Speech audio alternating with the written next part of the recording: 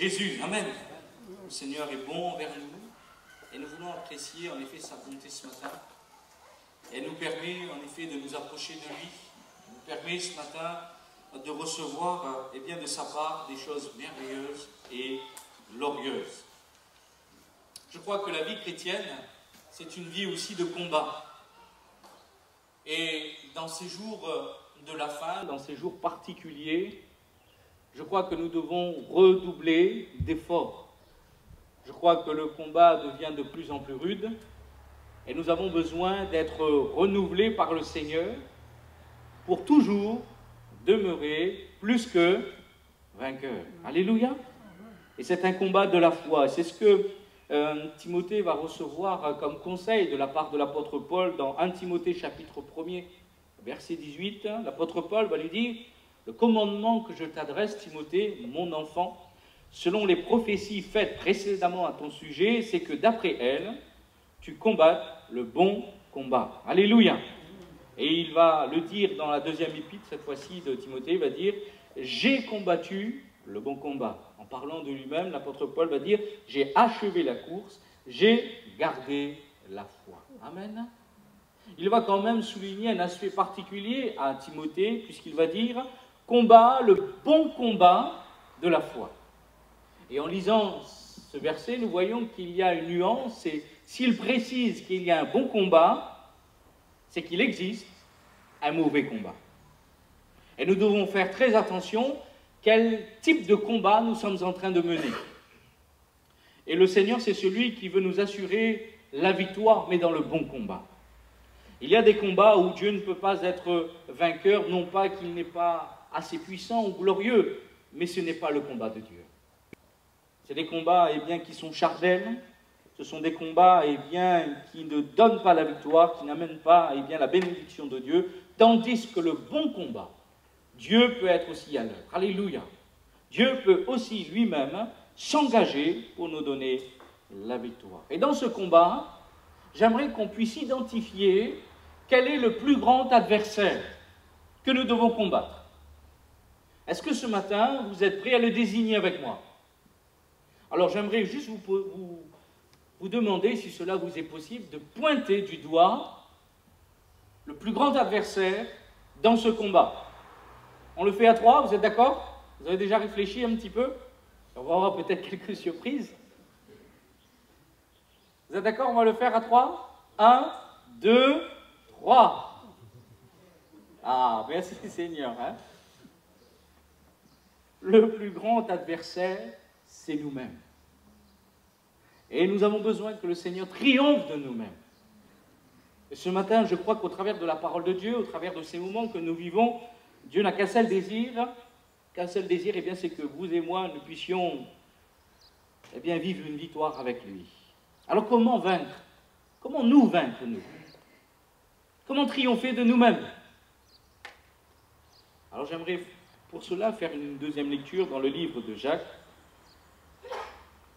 au chapitre 4 et au verset 7. On voit quelques conseils que Jacques va nous laisser, lui qui se présente comme serviteur du Seigneur Jésus-Christ. Il est dit dans Jacques chapitre 4 verset 7, « Soumettez-vous donc à Dieu, résistez au diable, et il fuira loin de vous. » Amen. Comment triompher de nous-mêmes? Eh bien, il nous faut nous soumettre tout simplement à Dieu dans plusieurs domaines de notre vie. Mais ce qui est souligné ici, c'est qu'à la fin, il y aura la victoire de Dieu. Que l'ennemi ne pourra pas résister, n'aura plus d'influence, parce que nous nous sommes soumis à Dieu, la victoire est assurée. Alléluia. Alors se soumettre à Dieu, ce n'est pas forcément évident, naturel, puisque l'homme, dans sa condition de péché, est rebelle à Dieu, est ennemi de Dieu. Et il a besoin que le Seigneur vienne eh bien, établir quelque chose de merveilleux dans sa vie pour qu'il puisse eh bien, être vainqueur. Premièrement, se soumettre à Dieu, Ça doit être une action volontaire. Ce n'est pas quelque chose qui doit être obligé. Se soumettre à Dieu doit être une motivation de notre cœur. Il n'y a pas de croisade spirituelle au milieu de l'Église. On n'oblige personne à croire en Dieu. Mais nous choisissons de croire en lui parce que nous avons goûté à son amour. Alléluia. La Bible nous dit qu'il nous a aimés le premier. Et en retour à cet amour, qu'est-ce que nous allons faire? Nous allons le recevoir et l'aimer, ou bien l'ignorer et vivre notre vie sans Dieu? Je crois qu'au travers des chants que nous avons chantés, cela nous montre que nous devons considérer que cet amour nous rend victorieux, nous libère. Et c'est une action volontaire. Elle se manifeste en réponse de l'amour de Dieu. Et nous trouvons une certaine image de cette réponse dans le livre aux Hébreux, au chapitre 11, au verset 24, au verset 26, un homme qui s'appelle Moïse, qui va recevoir cet amour, qui va, volontairement choisir Dieu, choisir le Seigneur. Il est dit dans le verset 24-26, il est dit, c'est par la foi, c'est en croyant dans l'amour de Dieu. C'est par la foi que Moïse, devenu grand, il fallait là arriver à un certain âge de maturité, de comprendre un peu les choses, de réaliser que là, il y a un choix à faire. Et il y a des moments de notre vie comme des tournants où nous devons faire un choix, soit suivre Dieu ou soit mener notre propre vie. C'est par la foi que Moïse, devenu grand, refusa d'être appelé fils de la fille de Pharaon, aimant mieux être maltraité avec le peuple de Dieu que d'avoir pour un temps la jouissance du péché, regardant le propre de Christ comme une richesse plus grande que les trésors de l'Égypte, car il avait les yeux fixés sur la rémunération. Alléluia! Moïse va faire un choix. Il va choisir de se soumettre à Dieu. Il va refuser cet héritage d'Égypte, là où il y avait des trésors, là où il y avait une certaine situation de confort, où il semblerait que les choses étaient au premier abord agréables pour sa vie. Mais il refusa ces choses, parce qu'il choisit de se soumettre à Dieu. Il comprend que ce qu'il y a en Dieu est plus grand que ce qu'il y a dans ce monde. Ce monde va passer, sa convoitise aussi, tandis que notre Dieu est éternel. Alléluia! Il est éternel. Et quand vous vous soumettez à Dieu, vous êtes dans une disposition de l'éternité. Ce n'est pas un choix qui va impacter simplement ces moments, cette vie ici-bas, mais le choix de se soumettre à Dieu nous amène et nous projette dans l'éternité. Alléluia! Si Dieu est avec nous ici, il sera avec nous ici, là-haut. Alléluia! Et Moïse comprend qu'il doit refuser des choses. Pour se soumettre à Dieu, que vous le vouliez ou pas, il nous faudra refuser des choses. On ne peut pas servir Dieu et servir Mammon, le Dieu de l'argent, le Dieu de ce monde. Un jour, Élie va demander au peuple, à Israël, de faire un choix. Choisissez qui vous voulez servir. Il n'y a pas d'obligation ce matin. Mais il y a un choix de cœur. Et Moïse a fait ce choix de refuser une identité qui venait de la terre pour recevoir une identité qui vient du ciel. Et il comprend que l'héritage du ciel est plus grand que toutes les richesses de cette terre. Alors oui, j'aimerais ce matin qu'il y ait une action volontaire pour se soumettre à Dieu. Et c'est ce que Dieu recherche. Dans la parole, Dieu va dire, mon fils, donne-moi ton cœur. Donne-le-moi.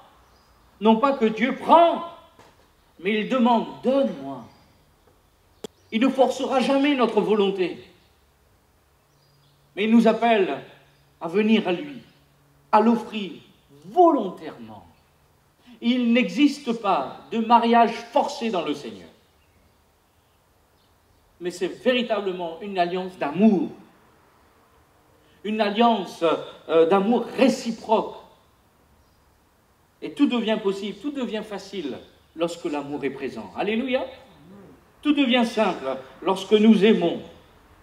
L'amour est quelque chose qui est comme le lien de la perfection. Les choses peuvent changer et venir d'une manière puissante dans notre vie. Alors premièrement, pour se soumettre à Dieu, il nous faut avoir une action volontaire. Si ce n'est pas volontaire, on ne peut pas aller plus loin. Mais si nous avons le désir ce matin de nous soumettre à Dieu, alors nous pouvons aller plus loin. La deuxième chose, c'est en nous soumettant à Dieu, nous devons laisser le règne du Seigneur Jésus-Christ s'établir sur notre vie. Se soumettre à Dieu, c'est accepter son règne dans notre vie. C'est accepter que Jésus ne soit pas simplement notre Sauveur, mais que Jésus soit aussi notre Seigneur. Nous aimons Jésus Sauveur. Alléluia! C'est tellement bon. Jésus, tu me pardonnes. Alléluia! C'est une réalité de l'Évangile. Jésus, tu me guéris, car Jésus peut nous guérir ce matin. Jésus, tu me relèves de mes détresses. Tu es le sauveur de mon âme. Alléluia! Ça, c'est la part que nous avons encore ce matin. Mais Jésus est aussi notre Seigneur. Et ça, on n'entend pas trop. Et nous avons besoin de laisser ce Seigneur régner sur notre vie. Et nous retrouvons un peu cette image dans le livre des Actes des Apôtres que nous avons partagé jeudi dernier, mais j'aimerais aller un petit peu plus loin avec vous dans le livre des Actes des Apôtres où nous voyons l'histoire de la conversion de l'apôtre Paul. Avant d'être l'apôtre Paul, ça a été Saul de Tarse, ennemi de l'Église, qui va chercher des lettres auprès des chefs religieux de Jérusalem, parce qu'il veut ne pas se contenter d'enfermer les chrétiens de Jérusalem. Non, il a un zèle excessif, il veut aller plus loin, il prend l'initiative et il va demander des lettres pour aller jusqu'à Damas, pour faire arrêter ceux qui prônent cette nouvelle doctrine de l'évangile de Jésus-Christ. Il y a toute une sorte d'organisation. Il n'est pas seul, il met en place une opération commando pour arrêter les chrétiens. Mais sur sa route, il va rencontrer quelqu'un de plus fort et plus grand que lui, c'est Jésus. Alléluia. Jésus va se révéler à lui. Il va dire, Saul, Saul, pourquoi me persécutes-tu? Il te serait dur de régimber contre les aiguillons. Et le Seigneur Jésus va l'amener ici, à accepter son règne sur sa vie. Il y avait un règne qui était sur la vie de Paul. C'était le règne de la religion. C'était le règne de la tradition. C'était le règne de ce qu'il avait reçu comme éducation de ses pères. Mais ce matin, nous ne voulons plus de ces règnes, mais nous voulons le règne de Jésus. Nous voulons ce règne glorieux et merveilleux qui nous projette jusque dans l'éternité. Alors Saul de Tarse, toute sa vie va être bouleversée. Et quand nous lisons d'une manière plus particulière au verset 6, alors que Jésus venant se révéler à lui, regardez ce qui est écrit, tremblant et saisi d'effroi, tout est en train de s'effondrer autour de lui. Tout ce qu'il croyait auparavant, tout ce qu'il avait reçu comme certitude est en train de s'effondrer autour de lui. Et le Seigneur lui dit, alors qu'il comprend que c'est le Seigneur, il va dire au Seigneur, que veux-tu que je fasse? Tous ses repères sont en train d'être tombés. Il comprend qu'il n'a pas d'autre choix s'il veut véritablement ne pas être faux, c'est-à-dire comprendre cette réalité qu'il est en train de vivre, que Jésus est vraiment vivant. Alléluia! C'est Jésus qui s'adresse à Paul. Pourquoi Jésus peut-il s'adresser à nous aujourd'hui? Parce qu'il est vivant. Amen. Pourquoi Jésus peut-il me parler, me toucher, me transformer? Parce qu'il est vivant. Amen. Nous n'adorons pas un Dieu mort. Nous n'adorons pas un Dieu qui ne peut pas interagir avec nous. Nous adorons un Dieu qui est vivant. Il est ressuscité. Et nous avons besoin, nous aussi ce matin, de réaliser que le Seigneur veut nous parler, veut nous toucher. Et alors l'apôtre Paul va dire, que veux-tu que je fasse? Tout est en train de s'effondrer autour de lui. Et le Seigneur lui dit, lève-toi, entre dans la ville, et on te dira ce que tu dois faire. Ah! L'apôtre Paul, toute sa vie est bouleversée maintenant. Ce n'est plus lui qui entreprend, ce n'est plus lui qui a une certaine autorité, parce que même Ananias va dire dans ce chapitre, il a des pouvoirs. Seigneur, il a des pouvoirs ici. Ici, tous ces pouvoirs sont en train de tomber. Il dépend maintenant de ce que Dieu dit sur sa vie. Alléluia. On te dira ce que tu dois faire. Ce n'est plus lui qui dirige sa vie, mais c'est le Seigneur. Est-ce que ce matin, nous laissons Dieu diriger nos vies? Est-ce que la parole du Seigneur est toujours cette lumière qui est comme une lampe et qui éclaire nos pas? Est-ce que les conseils de Dieu, parce que Dieu ne nous force pas, mais Dieu nous conseille, Dieu nous parle, et si nous endurcissons pas notre cœur, nous pouvons vivre la volonté de Dieu. Est-ce que ce matin, dans notre cœur, oui Seigneur, nous sommes prêts à obéir ce que tu as prévu pour nous? Alléluia. Et Dieu, Jésus va lui dire, on te dira ce que tu dois faire. Ce n'est plus lui qui dirige sa vie maintenant, mais c'est les paroles du Seigneur. Est-ce que cette autorité de la parole de Dieu est toujours sur ta vie? Ou est-ce que ce matin, tu marches, eh bien, concernant tes pensées, tu marches en te motivant, eh bien, dans tes ambitions, dans tes rêves, dans tes projets? Es-tu toujours conduit par la parole du Seigneur? Je crois que c'est ce que le Seigneur voudrait renouveler dans notre cœur. Je crois que Dieu se plaît, eh bien, à nous parler. Il dira à Abraham, cacherai-je, eh bien, ce que je vais faire? Il se plaît à nous dire, à communier avec nous, à nous montrer, parce qu'il sait que dans ses paroles, il y a une puissance glorieuse et merveilleuse. Il y a de l'assurance, il y a de la conviction, et notre foi est fortifiée. Alléluia! L'apôtre Paul, est en train d'apprendre que maintenant, c'est la parole du Seigneur qui dirige sa vie. Alléluia! Et le règne de Jésus s'établir sur notre vie, c'est laisser cette parole maintenant régner sur nous. Cette autorité, qu'elle vienne maintenant diriger notre vie. Et c'est ce que Jésus va dire. Venez à moi, vous tous qui êtes fatigués et chargés, et je vous donnerai du repos. Et là, on entend souvent, Amen, Alléluia, Alléluia, le repos de Dieu. Et nous oublions la suite du verset. À un moment donné, un peu plus loin, il dit, recevez mes instructions. Alléluia. Si nous recevons le joug de Dieu, c'est pour nous l'image de recevoir les instructions du Seigneur. Ce n'est pas à l'homme de diriger ses pas. Mais nous voulons eh bien, laisser le Seigneur nous conduire. Alléluia. Seigneur, combien il est bon pour nous d'écouter tes conseils. Combien cela évite eh bien, des moments pénibles dans notre vie. Combien en écoutant ta voix, en laissant ce règne venir sur notre vie, car son joug est doux et son fardeau est léger. Et c'est vraiment un repos de demeurer dans la parole de Dieu. C'est vraiment un repos eh bien, de laisser cette parole eh bien, nous guider, nous diriger, parce que nous savons que Dieu est avec sa parole. Alléluia! Si nous gardons sa parole, il est avec nous, le Seigneur. Amen? Si vous aimez mes commandements, moi et le Père, nous viendrons faire demeure chez vous. Alléluia! En vous. Alors oui, Seigneur, viens encore par ta parole, régner sur ma vie. Que ton règne vienne. Alléluia. Pour que nous puissions être soumis à Dieu, il nous faut avoir un renouvellement dans notre intelligence. Et là, cela se trouve dans Romains chapitre 12, verset 2. Nous allons le lire ensemble. Il est dit, ne vous conformez pas au siècle présent, mais soyez transformés par le renouvellement de l'intelligence, afin que vous discerniez quelle est la volonté de Dieu, ce qui est bon, agréable et parfait. Se soumettre à Dieu, c'est accepter que nous soyons renouvelés. Se soumettre à Dieu, c'est de dépendre du Seigneur pour être transformés.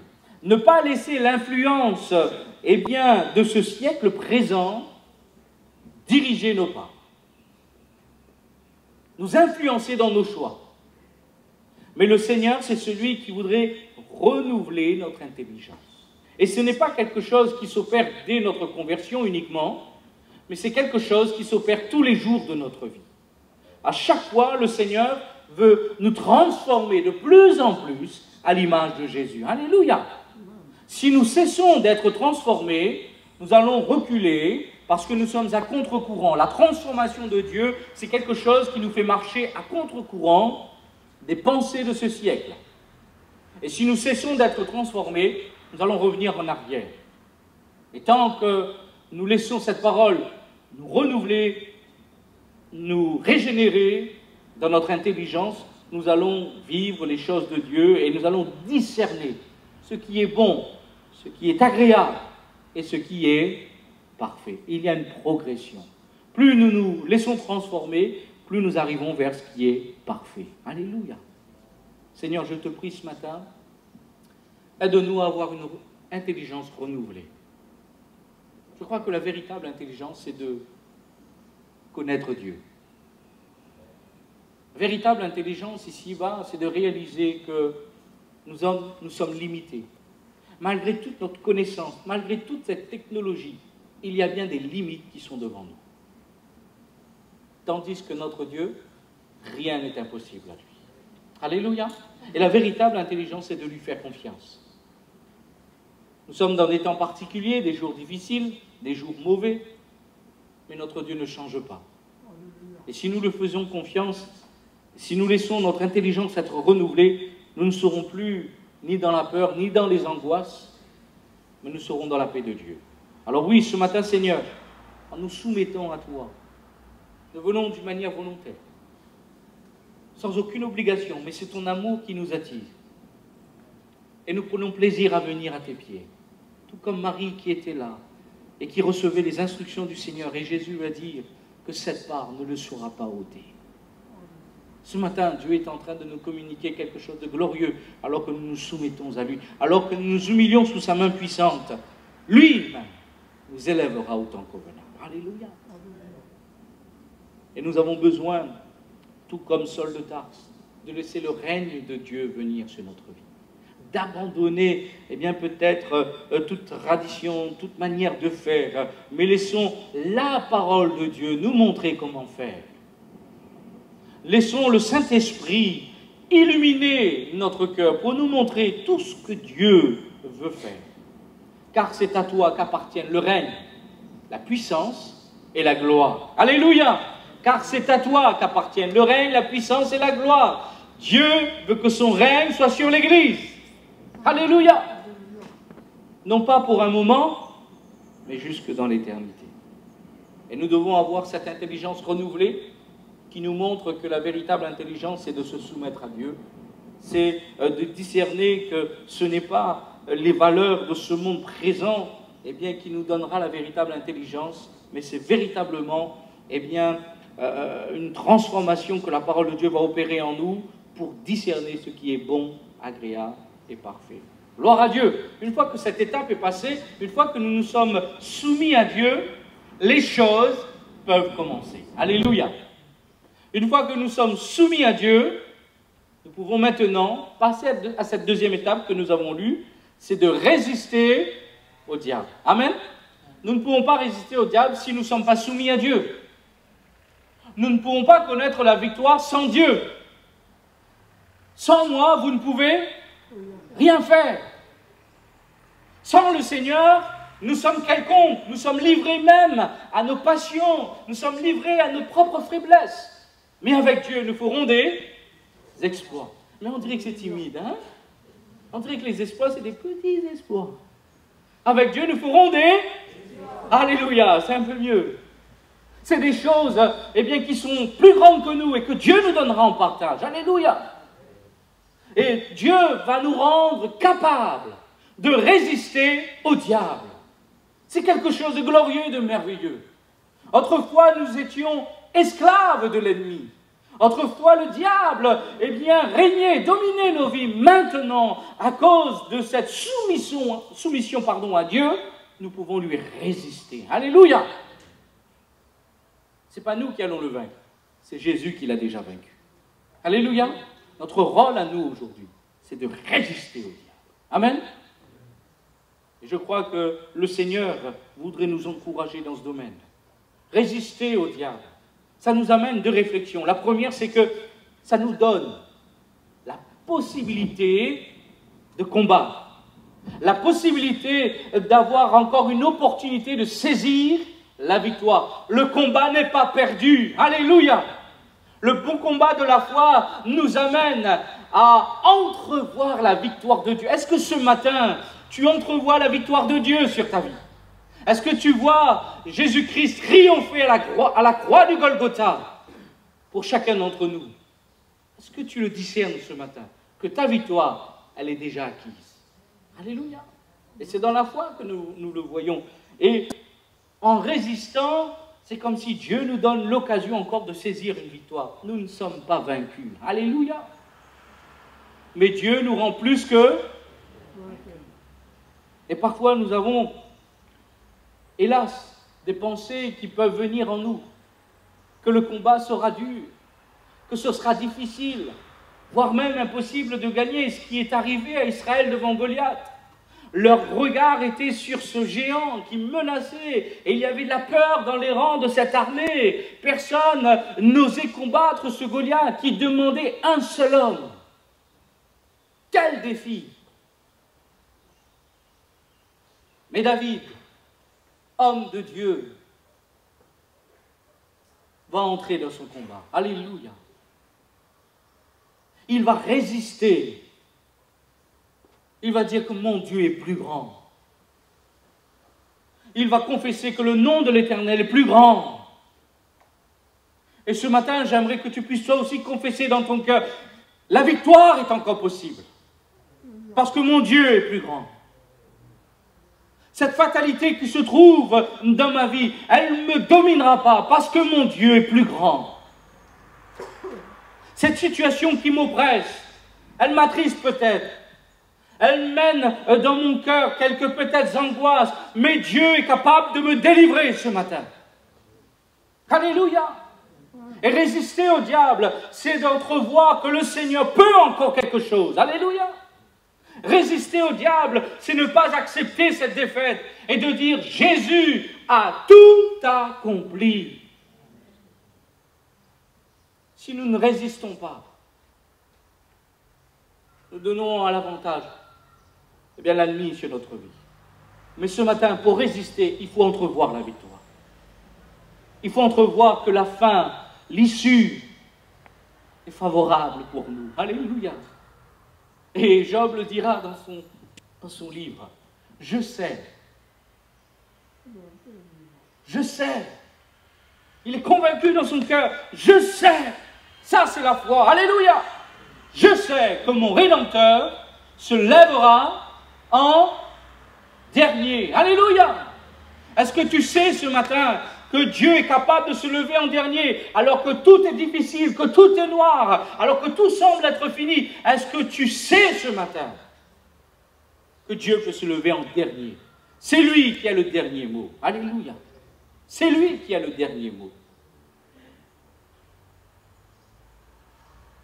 Nous ne pouvons pas résister si nous ne pouvons pas entrevoir ces choses.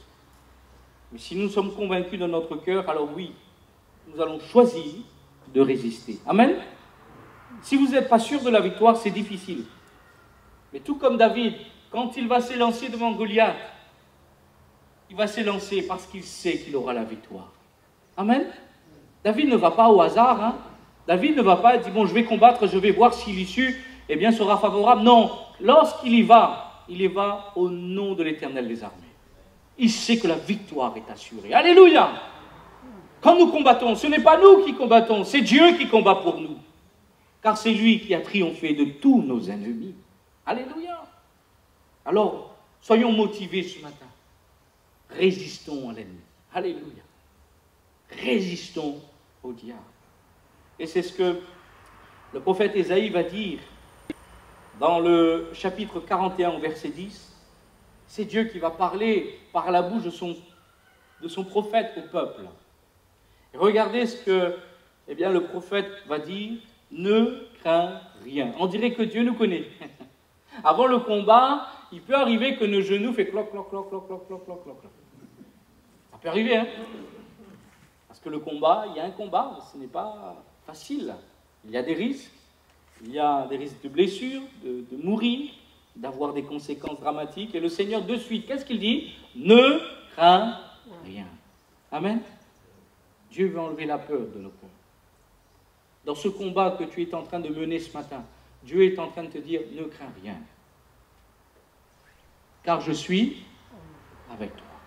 Amen. Ne crains rien. Car je suis avec toi. Si nous pouvons résister à Dieu, c'est parce que Dieu est avec nous.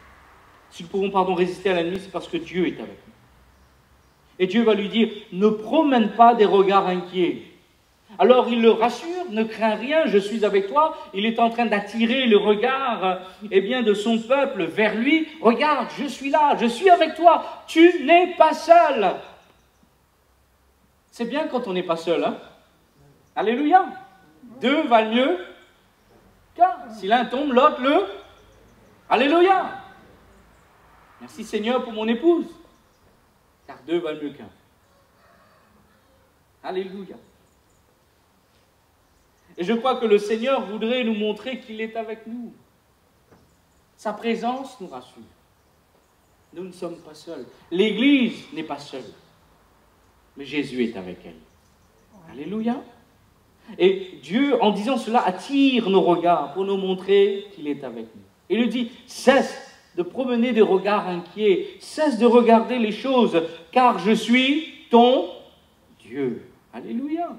Je suis avec toi, non pas en tant que spectateur. Je suis avec toi, non pas pour te dire, des paroles décourageantes. Parce que parfois, il y a des personnes qui marchent avec vous, mais pour vous décourager, pour vous donner des mauvais conseils.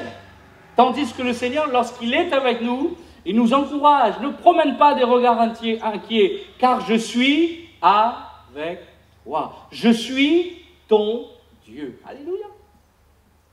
Et ici, ce n'est pas un petit Dieu, c'est le grand Dieu. C'est-à-dire que tu es avec celui qui a tout pouvoir, toute autorité.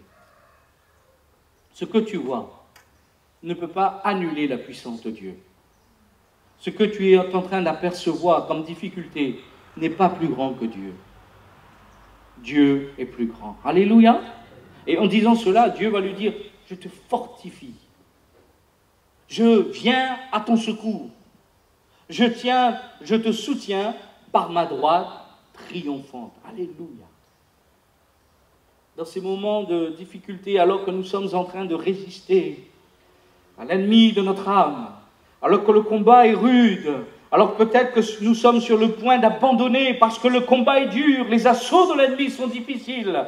C'est parfois à coup de violence, parfois à coup de ruse, parfois à coup de choses mauvaises, de très enflammées. Et nous sommes en train de résister. Le combat est dur. Et Dieu est là, avec nous. Prends courage. Je suis avec toi. Continue de combattre, parce que la victoire est assurée. Je te fortifie. Alléluia. Et il ne le dit pas d'une manière future. Mais ici, c'est bien du présent qui est utilisé. C'est comme si c'est quelque chose qui est éternel. Je te fortifie. Notre force, elle vient de Dieu. Et le Seigneur dit, je viens à ton secours. Bien de fois, nous avons failli laisser le bouclier et capituler. C'est trop fort, c'est trop dur, Seigneur. C'est trop difficile, oh Dieu. Dieu connaît ces moments où nous allons peut-être faillir. Et il dira, je viens à ton secours. Amen. Je viens à ton secours. Peut-être quelqu'un a besoin d'entendre cette parole. Dieu vient à ton secours ce matin. Toi qui n'as plus de force, Dieu vient à ton secours. Et il dira, je te soutiens par ma droite triomphante. Et ici, Isaïe, prophétisant sur cette droite qui est le Christ, qui est Jésus. Cette droite triomphante, c'est le Christ qui a triomphé même de la mort. Qui est celui qui a triomphé de tous nos ennemis, qui les a dépouillés à la croix du Golgotha. Et qui aujourd'hui nous donne la victoire ce matin. Alléluia! Est-ce que tu veux t'appuyer sur ce soutien encore et dire, Seigneur, oui, je voudrais me soumettre à Dieu pour pouvoir résister à l'ennemi de mon âme. Et quand je vais choisir de résister avec Dieu, il y aura une conséquence qui est sûre, et c'est les mots qui suivent, il dira, eh bien, soumettez-vous à Dieu, résistez au diable, et il fuira loin de vous. Amen. Il fuira loin de vous. Et il n'est pas dit ici qu'il va insister, qu'il va... Non, regardez, il est dit, il fuira. À un moment donné, l'ennemi fuira. À un moment donné, l'ennemi reculera. Alléluia. Tout comme il est venu devant Jésus, tentant le Seigneur. Mais Jésus, parce qu'il était soumis au Père, parce que la parole de Dieu dominait sa vie et que l'Esprit de Dieu était dans son cœur, à chaque tentation, Jésus triomphait pour nous. Et la Bible nous dit que l'ennemi se retira. Ce matin, je crois qu'il n'est pas possible que l'ennemi puisse encore agir. Si nous nous soumettons à Dieu, si nous lui résistons, il fuira. Amen. La victoire est réelle. L'ennemi fuira. Il dit, va retourner doucement, tranquille, hein? Non, il fuira. Partira. Avec vitesse. Alléluia. Ce matin, le peuple de Dieu, à cause de Jésus, à cause de sa soumission, à cause de cette volonté de lui résister, l'ennemi fuira. Et nous serons dans la joie. Alléluia. Nous serons dans la joie.